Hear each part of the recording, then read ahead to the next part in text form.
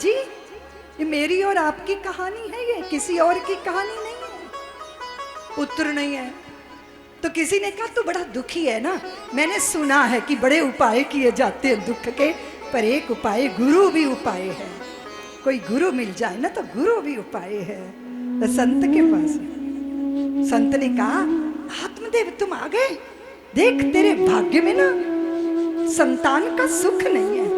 तो आत्मदेव की आंखों में रौनक आ गई। अच्छा, आपने कहा मेरे भाग्य में संतान का सुख नहीं है, इसका मतलब मुझे संतान होगी, क्योंकि मुझे तो संतान ही नहीं है। मुझे तो दुख इस बात का कि मुझे संतान नहीं। महात्मा ने कहा पर किसी को किसी से कभी सुख मिला नहीं है।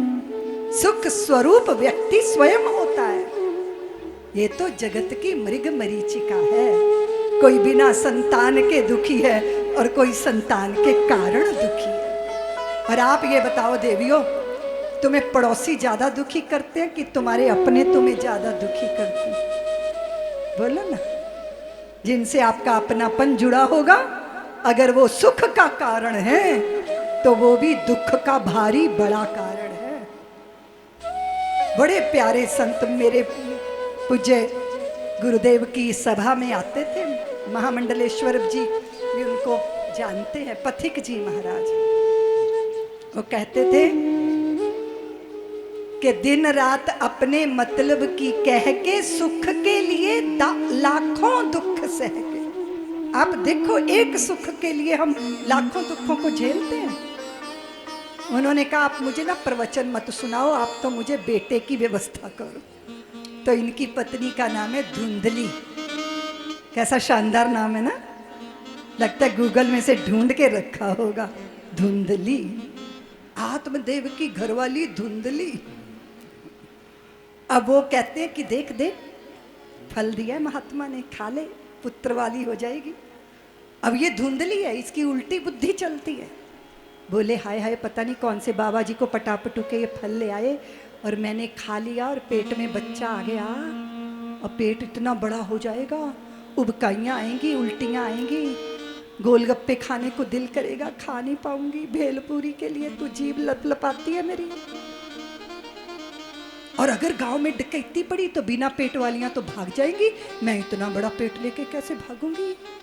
और ऐसे प्रसंगों में तो नंदे आके डेरा ही डाल लेती हैं घर पे, मैं तो चारपाई पे पड़ी होंगी और वो सारा माल मत्ता समेट के ले जाएगी।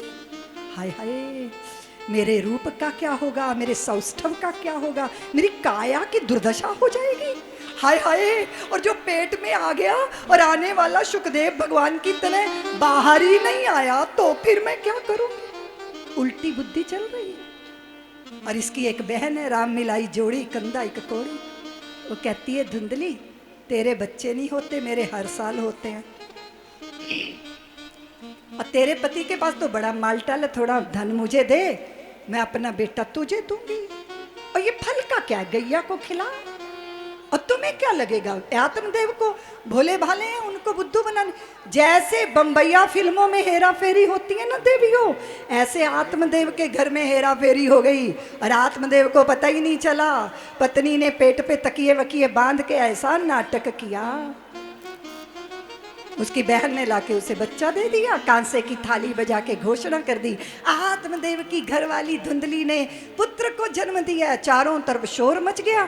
किसी ने कहा अरे आत्मदेव की गैया ने भी पुत्र को जन्म दिया है। आत्मदेव की तो प्रसन्नता का ठिकाना नहीं। महात्मा ने कहा ये जो गौ माता के को फल खिलाया था ना महात्मा का, तो उनको पूरा शरीर मनुष्य का पर कान गौ माता जैसे, इसलिए महात्माओं ने उनका नाम रखा गोकर्ण जी महाराज।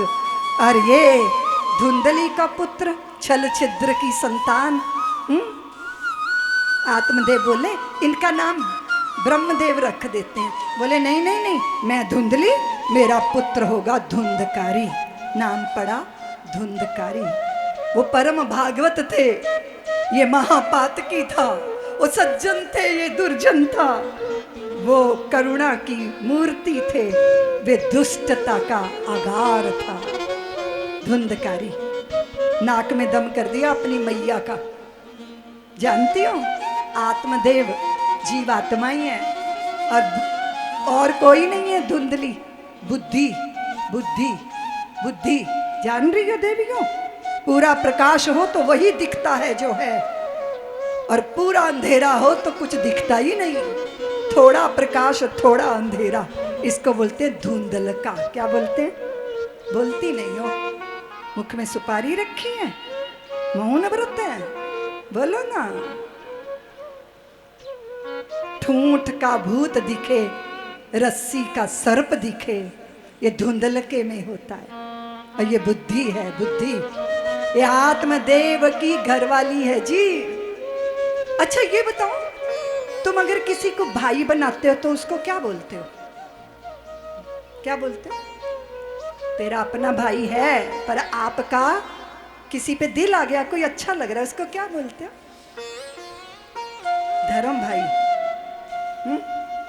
धर्म बहन बनाती हो ना, धर्म पिता बना लेती हो ना, धर्म माँ भी बना लेती हो ना। असली है, और जो बनाया गया है वो धर्म भाई है, वो धर्म बहन है। और तुम्हारी पत्नी शुरू से ही धर्म पत्नी है, क्यों? फिर असली वाली कहाँ है? असली भी तो होनी चाहिए। कभी मन में सवाल नहीं पैदा हुआ, प्रश्न नहीं पैदा हुआ? बोलो ना चांदनी वालों, बोलते क्यों नहीं? ये बनाई हुई है धर्म पत्नी, तो फिर असली वाली कहाँ है? उसका भी तो पता करो। और याद रखना देवियों, हम स्त्री या पुरुष के शरीर में होते हैं, लेकिन इस पुर में रहने वाले को पुरुष बोला जाता है। वो स्त्री के शरीर में हो या वो पुरुष के शरीर में, शरीर पुर है और पुर में रहने वाला पुरुष है। असली पत्नी को ढूंढना चाहिए, ढूंढना चाहिए ना।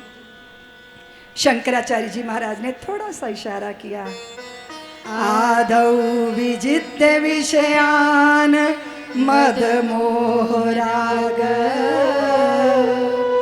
द्वेषादि शत्रुगण माहृत योग राज्य ज्ञात्वामृतं समनुभूत परात्म विद्या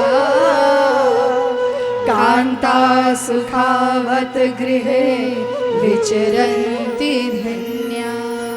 जानते हो असली पत्नी, असली पत्नी, असली पत्नी है ये बुद्धि, ये धर्म पत्नी नहीं है, असली पत्नी है ये। आदौ विजित्य विषयान मद मोह राग देशादि शत्रुगण माहृत योग राज्यम ज्ञात्वामृतं समनुभूत परात्म विद्या कांता सुखावत। और सुनो जी, हमारा मन है बच्चा और हमारी बुद्धि बोधपूर्ण दैविक बुद्धि है हमारी पत्नी। अब मन तो बच्चा है जी, और इस बच्चे की उंगली अगर आप अपने पत्नी के हाथ में पकड़ा दोगे तो ये जगत का मेला देख कर आएगा, पर उस मेले में खोएगा नहीं, घर वापिस आएगा। इसलिए जरूरी है इस कुबुद्धि को, इस कुमति को, जिसकी चर्चा पूज्य शंकराचार्य भगवान कर रहे थे कि दो पटरानियां हैं, देख लो, ये धुंधली है कुमति, सुमति, इसे सुमति बनाना है, बोधपूर्ण दैविक बुद्धि। नहीं तो फिर जहाँ कुबुद्धि होती है, जहाँ बुद्धि धुंधली होती है, वहाँ मन धुंधकारी बन जाता है। क्या बन जाता है? मन की कहानी है ये। कहते हैं 5 वैश्याओं को ले आया रे, 5 वैश्याएं कहाँ से मिलेंगी? ये इंद्रियां जो विषयों की तरफ भागती हैं, डायबिटीज हो गई फिर भी रसगुल्ला निचोड़ के खाता है। बोले दीदी माँ, मेरा दोस्त तो गुलाब जामुन गर्म पानी से धो के खाता है। ये इनको भोगते नहीं है हम, ये हमारा भोग डाल देती हैं। इंद्रियां विषयों से रमण करती हुई मार डाला धुंधकारी को, चारपाई पे बांध के मुख में अंगारे डाल दिए और वो प्रेत बन के भटकने लगा। कौन उद्धार करेगा? कौन उद्धार करेगा? माँ ने तो कुएं में कूद के आत्महत्या कर ली थी, आत्मदेव तो जंगलों में भटक रहे थे। कहाँ है वो? कहाँ है वो? संत ने तो कहा था कि मैं जो फल दूंगा उससे सुपात्र पुत्र का जन्म होगा। कहाँ है वो मेरा पुत्र? और फिर वो गोकर्ण जी महाराज कहाँ से आएंगे?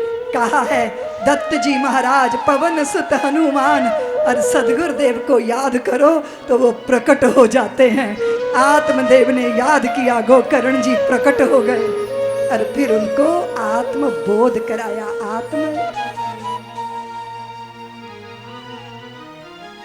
बोध कराया।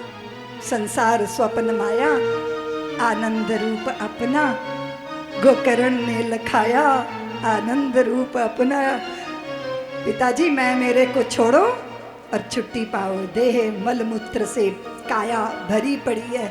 देह को मैं मानना सबसे बड़ा ये पाप है। सब पाप इसके पुत्र है, सब पापों का ये बाप है। मैं ब्रह्म ये जाप उत्तम जाप है। इसीलिए गोकर्ण जी ने बोध कराया, सत्संग करो पिताजी, आसक्ति का त्याग कर दो पिताजी, छोड़ दो सब पिताजी।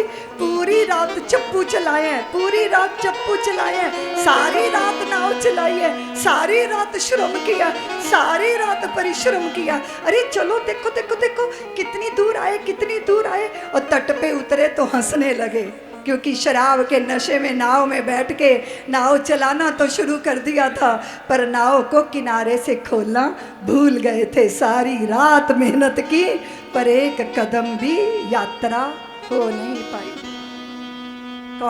कौन है ये बंधन हमारे?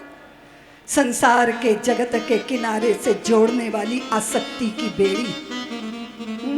जान रही हो देवियों, ये मेरा है, उसके प्रति आसक्ति मेरा, और ये मैं हूँ ये अहंता, और मेरा है ये ममता।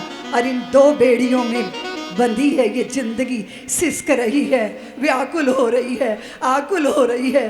कभी जिंदगी दलदल लगती है, कभी हिमालय पे चढ़ने जैसा लगती है, कभी रतेली रेत पे चलने जैसा लगती है। पर संत कहते हैं ये तो मरुद्यान है, ये तो सुंदर बगिया है, ये तो आनंद है, पर हमारा नाक में क्यों दम हो गया?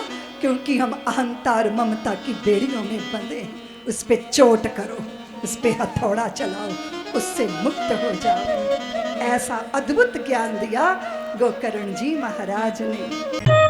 सब्सक्राइब करें साध्वी ऋतंभरा जी के YouTube चैनल को और हमारे वीडियोस को सबसे पहले देखने के लिए बेल आइकन को दबाना न भूलें।